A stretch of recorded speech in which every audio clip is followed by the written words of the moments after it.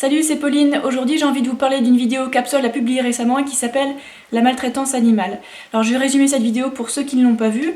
En gros, il fait une petite introduction. Ensuite, pendant 15 minutes, Absol décrit les différentes manières dont l'humain maltraite les animaux, que ce soit par l'alimentation, la fourrure, le cirque, etc., etc. Et il illustre ses propos avec des images d'animaux non choquantes. Ensuite, il tire sa conclusion pendant quelques minutes. Là, par contre, j'ai des trucs à redire. Et ensuite, il fait intervenir d'autres youtubeurs à la fin pour dire qu'ils sont tous contre la maltraitance des animaux. Alors tout d'abord, moi je pense qu'Absol a fait un très bon travail pour rassembler des informations, faire le montage, tout ça, c'est fait de manière très pro et tout, là, rien à redire là-dessus.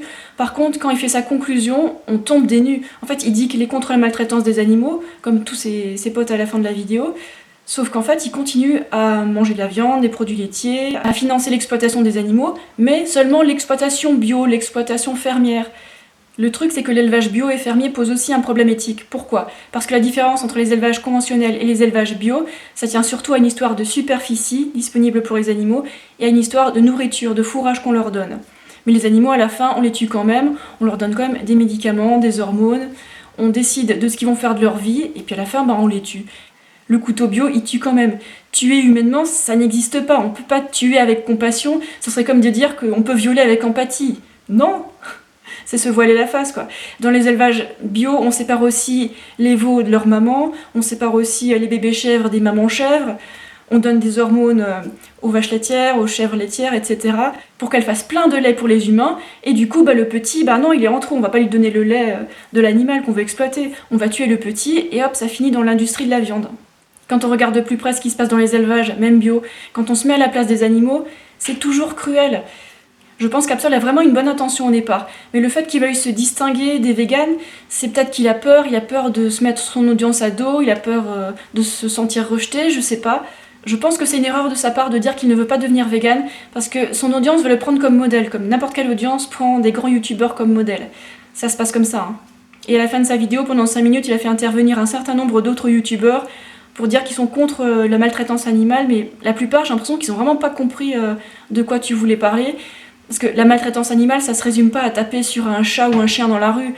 Parce que quand on parle de maltraitance des animaux, ça implique avant tout l'alimentation, mais aussi l'habillement avec le cuir, la fourrure, la soie. Et ça implique aussi le cirque, le zoo, et il y a aussi l'expérimentation sur les animaux qui est obsolète et pas fiable. Bref, la maltraitance des animaux, ça ne se résume pas à battre un animal domestique. C'est beaucoup plus vaste que ça. Bref, ne pas causer de souffrance animale, ça passe par notre consommation, obligatoirement. Ça implique de ne pas financer l'exploitation des animaux. Et la vidéo d'Absol, je pense qu'elle aide en partie à cette prise de conscience. Mais là, s'il s'aborde son propre navire en disant que c'est acceptable de manger de la viande 1 ou 2 fois par semaine si c'est fermier, bio, local.